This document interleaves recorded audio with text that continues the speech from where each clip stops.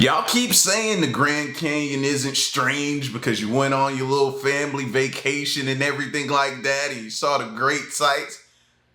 But hear me and hear me good. It's strange, and it's been some strange discoveries made. We're gonna check this video out right now. The Grand Canyon is a lot of things. For one, it's visually stunning, but more than anything, it's big. And when something is big, it's easy for stuff to get lost. And some of the lost stuff that's turned up inside the Grand Canyon has been truly mind-bending levels of odd. These are the 20 strangest things ever discovered at the Grand Canyon.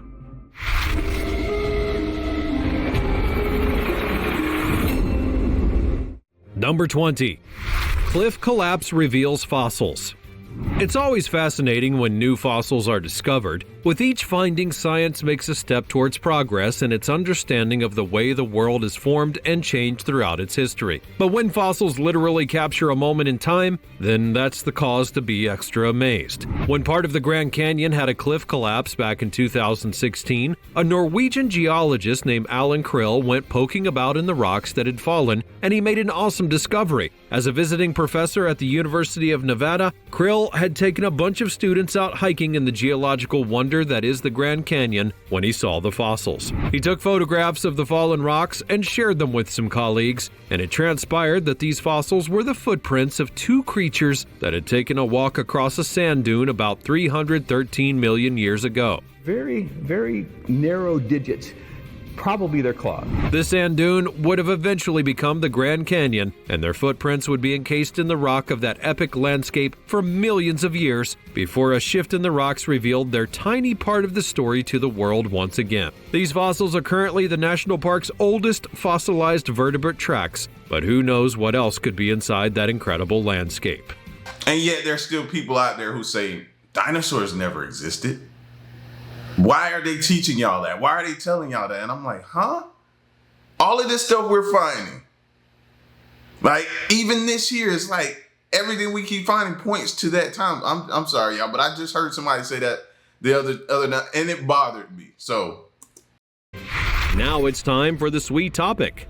This is the Grand Canyon discovery that terrifies the whole world. Because nobody knows who carved it, but buried near the bottom of the canyon's chasm, explorers found a peculiar rock formation that seems to resemble that of a giant hand.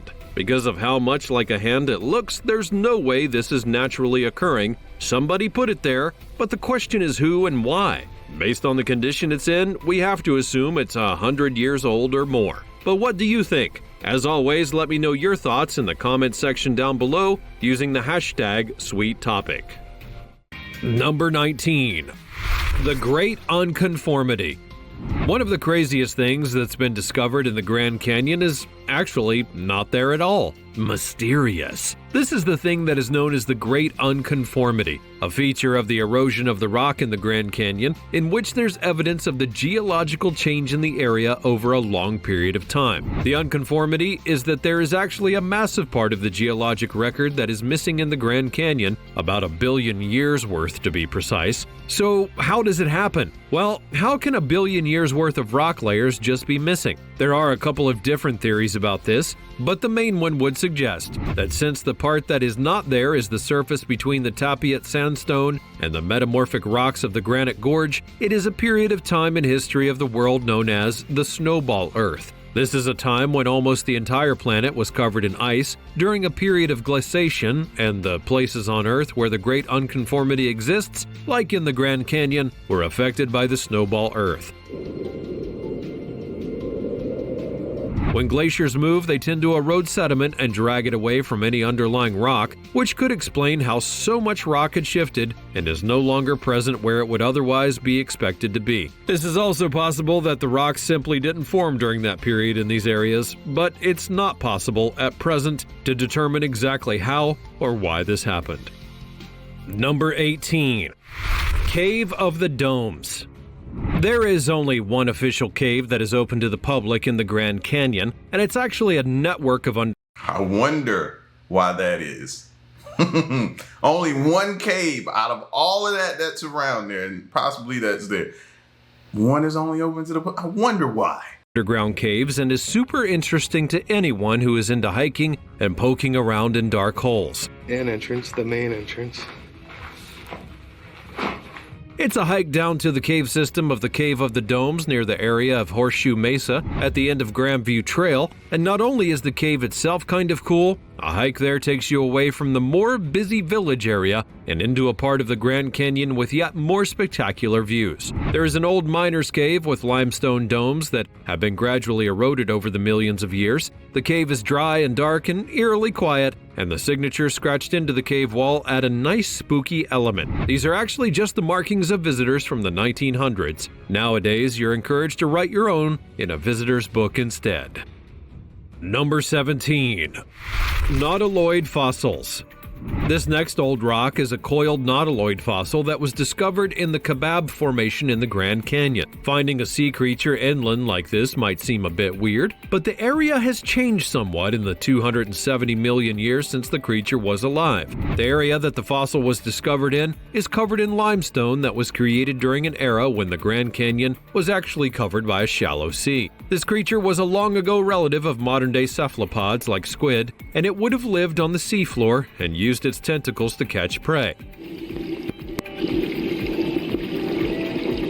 Apparently, this is one that is known as a holotype specimen, meaning that it was actually used to identify and describe a new species called something I can't begin to pronounce. Number 16. The split twig figurines. All the way back in 1933, a bunch of discoveries were made in various caves across the Grand Canyon. These are split twig figurines, and they are really old. Usually crafted from a single twig that has been split, hence the name, these shapes are often willow sticks that are bent and folded into intricate shapes to make the figures of animals. So, There are several different designs that have been found all throughout the Grand Canyon, but the most typical are those that are shaped like deer or bighorn sheep. Occasionally, there are pieces that have been shaped to resemble spears. These figures were found in 15 different caves across the region and have been dated to 2,000 to 4,000 years ago. These split twig figurines have been found in many places across the western states of America. There are variations in the styles of wrapping and folding that are used, and it appears from radiocarbon dating that they were made in many places across the region for at least 1,700 years. They offer a look at the people who lived in the area in the past and some of the ways that they lived. Were these toys? Or perhaps they were pieces of art or used for religious purposes? What do you think? Go ahead and have all your opinions in the comments section down below, because I know that you want to. Number 15. Uranium mine. If you've not yet felt even remotely terrified by the stuff that I've shown you from the Grand Canyon discoveries, then this next thing may actually be the one that gives you a mild sense of concern. This is the really alarming trend in uranium mining in a region that is not only the most extraordinary geological landscape possible, but is also home to at least 11 Native American tribes and is a literal national park. Yes, mining for uranium, that is the extremely deadly radioactive junk used in nuclear power production and nuclear weapons, is being done around the outside of the park boundaries. But the thing with uranium and its pollution is that it doesn't really care about boundaries when it's leaking into the earth, or contaminating the water supply, or causing untold long-term damage to the natural environment, not to mention the people and the animals that live there. The Grand Canyon National Park Service is working to keep uranium mining out of the park itself. You would think that this place at least would have a degree of protection from this kind of stuff, but the almighty dollar and its associated greed knows no bounds. Uranium mining near the Grand Canyon began in the 1950s in a place known as Orphan Mine. This is just 2 miles from the Grand Canyon Village, and there have been no fewer than 8 uranium mines all around the Grand Canyon National Park. One, which is in operation today, is threatening the springs inside the Grand Canyon with contamination. And it's like they don't understand how important these places are to our planet, bro. Are you serious? Like, greed is gonna destroy this country, man. I keep saying that. And we keep getting showed example after example after example of how money just has a total disregard for this planet. Like, I just don't understand it. They doing it with the Amazon. Here it is with the Grand Canyon. And it's just, I don't understand. Huge efforts are in place to try and protect this region from the devastating impact of uranium mining. There's now a law that prevents new mining claims from being staked, but mines that already have valid existing rights are allowed to continue. It is a risky business, but hopefully the continued efforts for protection will eventually make uranium mining illegal across the whole region. Stop canyon mine. Defend the sacred. Water is life. Like, come on, man. Number 14. Grand Canyon Cavern Hotel.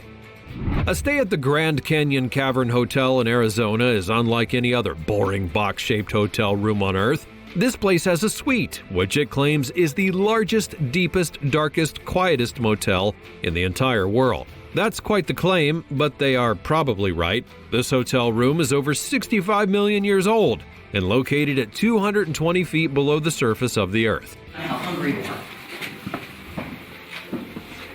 This is the largest dry cavern in the United States, and if you book this particular room, you'll have it all to yourself. Like, I'll go visit, but stay overnight, it just don't look too comforting to me. I probably wouldn't get a good night's sleep in here. Go visit it, yeah, take pictures, and then leave. The caverns were formed 65 million years ago from the limestone, when the Grand Canyon was the site of an ancient sea that cut across North America. This place was a highlight to stop on old Route 66 and was designed to be a tourist destination. They run tours of the underground cavern as well as hotel rooms and the unique opportunity to spend the night in the cave itself. But what do you think?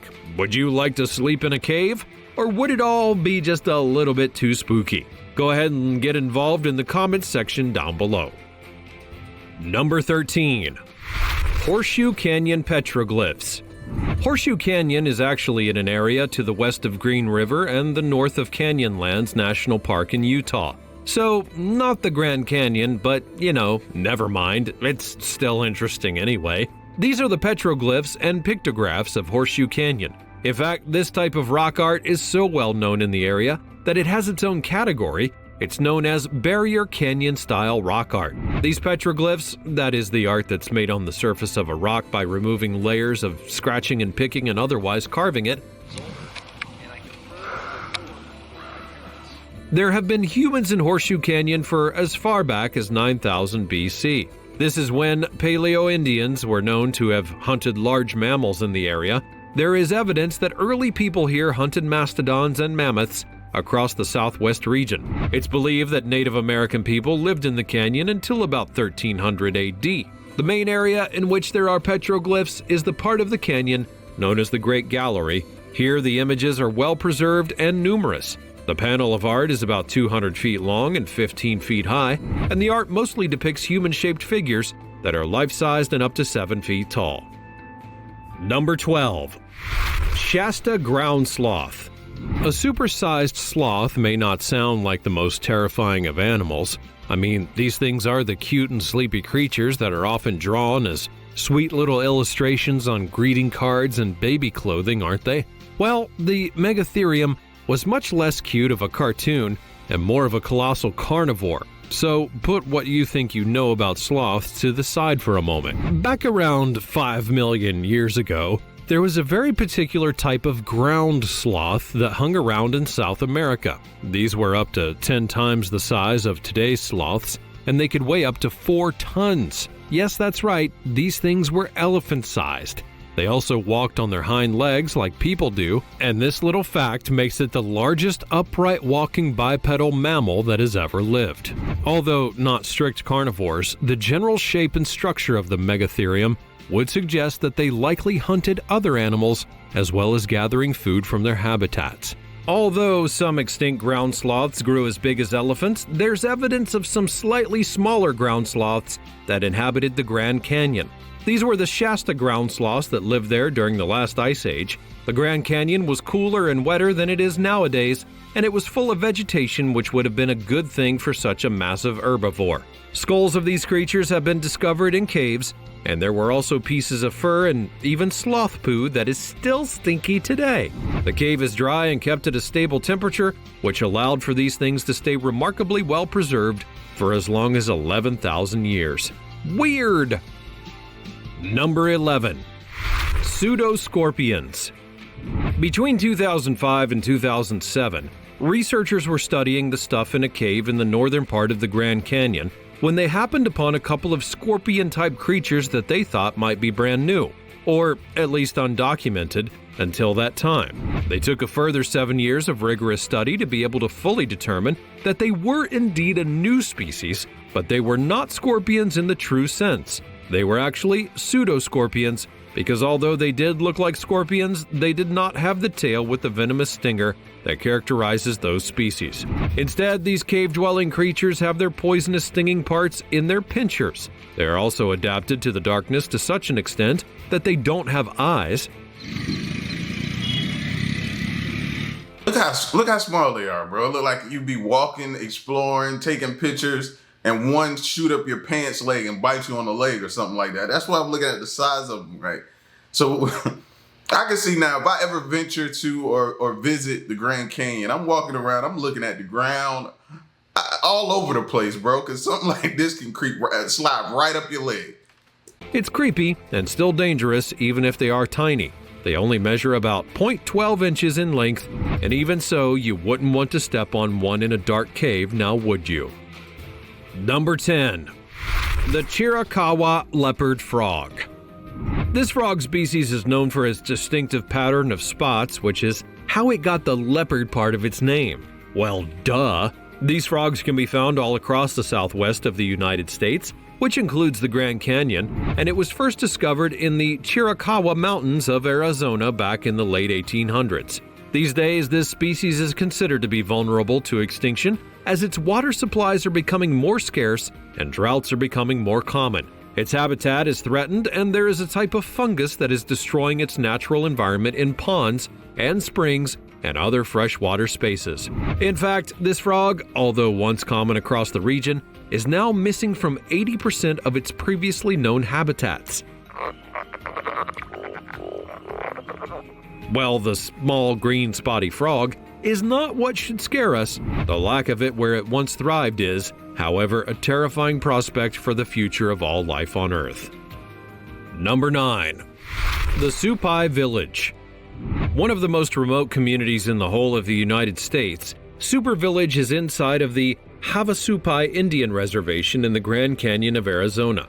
This tiny Native American community can only be reached by foot, horseback, or perhaps a helicopter. There are around 200 people that are living in the village, which is the capital of Havasupai Indian Reservation. The landscape in the village and the surrounding area is staggeringly beautiful. It has waterfalls and blue pools, as well as those remarkable formations of red rock. Although remote, there are opportunities for tourists to visit the village. They can take a mule ride or a trek out there, and it's possible to stay overnight and enjoy the extraordinary landscape and local culture. Alex, today the mailman's coming behind me. Oh, okay. Nearby, there are also famous places like Mooney Falls and Havasu Falls. Number 8. E. coli. E. coli are bacteria that are found in the environment, in foods, and in the intestines of people and animals. Ew. These are actually a big group of bacteria, and most of them won't really do all that much harm. There are some that are super dangerous though, and some cause urinary tract infections while others can cause pneumonia or other respiratory illnesses, and many others will give you a dose of the runs or even worse. So for the most part, people will generally want to avoid consuming anything that has been contaminated with E. coli, because it can make you sick, and sometimes it can make you very, very sick. A news report from back in August of 2023 revealed that E. coli bacteria had been found in water at the bottom of the canyon close to Phantom Ranch. That is the only lodging located in the bottom of the canyon. I mean, nobody wants to find E. coli anywhere, but call me old-fashioned, it seems that you probably shouldn't be going around guzzling the water that you find on the ground anywhere, even in the Grand Canyon. So, boil any water that you scoop out of a puddle or whatever. Likely as not, the presence of E. coli in water also indicates the presence of poop in that water, so you know. Number 7. Salamander-like footprints. The oldest fossils to have been found in the Grand Canyon are between 1,200 million years old and 740 million years old. These are called stromatolites. that are created in the limestone by photosynthesizing bacteria that is known as cyanobacteria. But there are also a lot of other fossils that show the progression of evolution of life on Earth through millions and millions of years in this extraordinary part of the planet. The Coconino sandstone across the canyon was made when wind across the sand dunes about 275 million years ago deposited the sand and the rock formation began. These layers of rock now have some of the most densely fossil-filled areas. There are lizard-like salamander sorts of footprints, for example, and for some, these have given creationists a stiffy.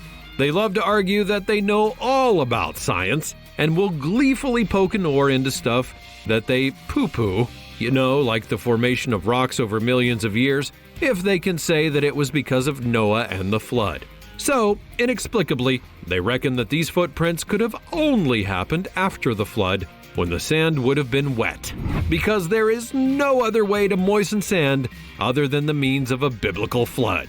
It couldn't possibly be that the Grand Canyon area was once different and had an inland sea, and that the rocks were not yet formed. These footprints, therefore, could not have been made 270 million years ago. It must have only happened 6,000 years ago. Oh, and they walked here really quickly after they got off the ark from Turkey, because, all life that walked on the land was wiped out, except that those that Noah saved in the ark. So it all seems completely reasonable now, doesn't it? I mean, who really needs science anyways? Number 6. American cheetah bones. During the last ice age, the Grand Canyon was stuffed full of creatures. The area was relatively mild in the weather department, and as such, there was a lush green area that was full of plant life in order to attract the herbivores. And what with all the herbivores wandering about there were also plenty of predators on the lookout for their next meal as well. One such predatory species was the now extinct American cheetah. These big cats actually went extinct at the end of the Pleistocene era. A discovery in the caves of the Grand Canyon was made by scientists who had been revisiting some bones that had previously been labeled as belonging to mountain lions. It turned out that these bones were actually those of American cheetah, and rather than them having expired in the caves, it seems they likely met their maker elsewhere, and their old bones were dragged into the caves by other animals who had scavenged them. How nice! Number 5. Vishnu Temple. This is a 7,533-foot elevation summit in Grand Canyon National Park in Arizona. Named somewhat incongruously for the Hindu deity Vishnu, the redeemer of the universe, it was given its moniker by a man named Clarence Dutton in 1880. This was the beginning of the naming of mountains in the Grand Canyon after mythological gods, and the mountain was named thus as Dutton said that he thought it looked like the shape of a pagoda. It still seems incongruous, but alright. The summit is made of the Permian Coconino sandstone that we've already seen in a bunch today, and Kebab limestone caprock. Depending on how you look at it, it could appear like a natural pyramid or perhaps even a pagoda if you especially wanted it to be. But what do you think? What do you reckon a good name for this would have been? Go on and let me know your opinions in the comment section down below, if you will. Number 4. The Coconino sandstone. Well, it's turned up repeatedly in one way or another throughout today's list, so let's give this rock its very own section, shall we? The Coconino sandstone is the formation of rock that is named after Coconino County in Arizona, which is where it's situated. The geological formation actually spreads all the way from the Colorado Plateau across Arizona, the northwest of Colorado, and Utah and Nevada. This type of rock can be seen vividly inside the Grand Canyon, where it appears as a white cliff-forming layer in the rock. It can vary in thickness throughout the area because of other variations in the features of the geology. Prints in sand. This is what it looks like in sand. For example, it appears at only 65 feet thick at the western part of the Grand Canyon, but it is as deep as 600 feet in thickness in the middle portion of the canyon, and then it thins out again in the east to just 57 feet in thickness. The rock is comprised of fine sand made from quartz grains and a small amount of potassium and feldspar. This type of rock began formation around 275 million years ago, and it's one of the ways that geological and natural history of the Grand Canyon has been most readily viewed. The rock. See, finding stuff like that makes me wonder, like, why we don't see more mining? Or is there going on and we just don't know about it? Because I believe that the canyon, it holds a lot of like value. You know, it could be what the aliens are looking for, what they're showing up for. Because I always believe that, you know, each planet has something of value that it mines that no other planet has, you know? So I think about that. So I'm like, maybe that's the area, the Grand Canyon, where a lot of that stuff is, you know? I don't know. I was thinking about that earlier when we were talking about when they were mining and destroying the canyon in the area and how they could be destroying the planet. I was like, it's got to be more value there as well that they're not telling us about. When you see rocks like that, it makes you think that. Rock has preserved many structural features like fossil tracks, as we have seen already, and ripple marks, as well as rain patches and sand dune deposits. Who knew that a lump of big old rock could be so very interesting? Number 3. Grand Canyon vandalism. Why in the world would anyone want to go around vandalizing a national treasure? Well, that's beyond me. But wherever you go, there are always idiots, and for some reason, many of them seem to be incapable of controlling themselves. These two numpties were caught on camera when they decided that they should write on the sacred rocks of Moran Point at the edge of the viewpoint across the canyon. Perhaps they misread the name and thought that it was an invitation for morons to go ahead and do their thing. In fact, Moran Point was named after Thomas Moran, an artist who painted landscapes of the western United States back in the 1800s. But anyways, these two idiots were soon to be the subject of a news report in which they were accused of defacing a national monument, and they became the figureheads of stupidity. Their mothers must be so proud of them. Number 2. The Mogollon Monster.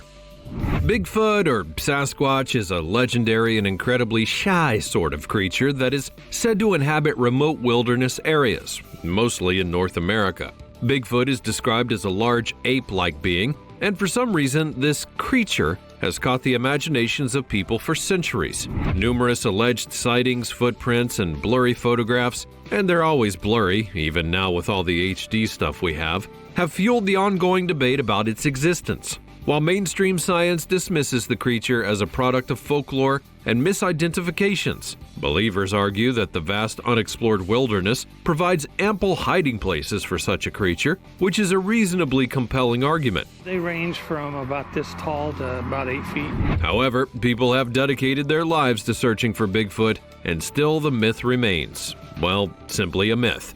It could be that this is the shyest animal ever, or, I hate to disappoint you, it could be all a load of old cobblers. But go ahead and have all your opinions about Bigfoot and this grainy, fuzzy imagery, if you will. This is the Mogollon Monster, also known as the Arizona Bigfoot. It is said to be over 7 feet tall and reported to have red eyes and be covered in long black or reddish-brown hair, and is said to be very, very smelly indeed.